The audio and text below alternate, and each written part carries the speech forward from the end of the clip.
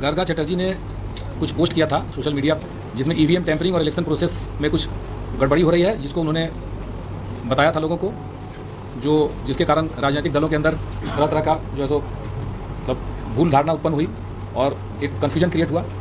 तो इसके विरुद्ध में जो डीओ हैं उन्होंने कंप्लेन दिया था, जिसके आधार पर केस हुआ और उसी केस के आधार पर उनको 2 बार नोटिस दिया गया था, लेकिन वो हाजिर नहीं हुए, तो उनके बाद उनको अरेस्ट किया गया। कहाँ से अरेस्ट किया गया? और भी मामला था ये अरेस्ट कहाँ से हुआ? उस केस में अरेस्ट हुआ, अरेस्ट तो कलकत्ता में ही हुआ। और एक मामला वो एक पुलिस का ही सुओ मोटो केस है, जिसमें इस तरह का पोस्ट आ रहा था उनका बार बार, जिसमें कि अलग अलग कम्युनिटी के लिए अलग अलग बातें कर रहे थे, तो जिससे कि भेदभावना पैदा होती है। तो उसके विरुद्ध में भी केस हुआ था, उस केस में भी उनको मतलब अटैच किया जाएगा।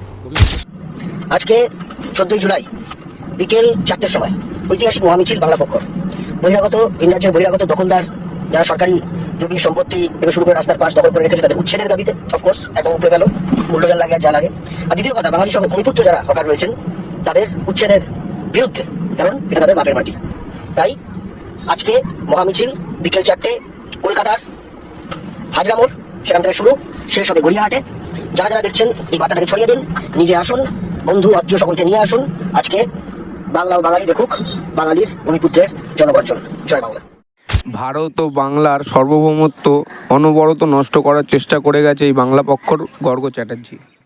ভারতের সেনা ভারতের গর্ব, আর ভারতে এই মিথ্যা খবর ছড়ানোর টিভি চ্যানেলগুলো ভারতের লজ্জা।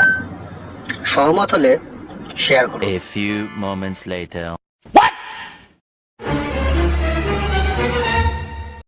ভবানীপুরে সাকাওয়ার্ড মেমোরিয়ালে কাউন্টিং চলাকালীন গর্গ যখন হাজির হয়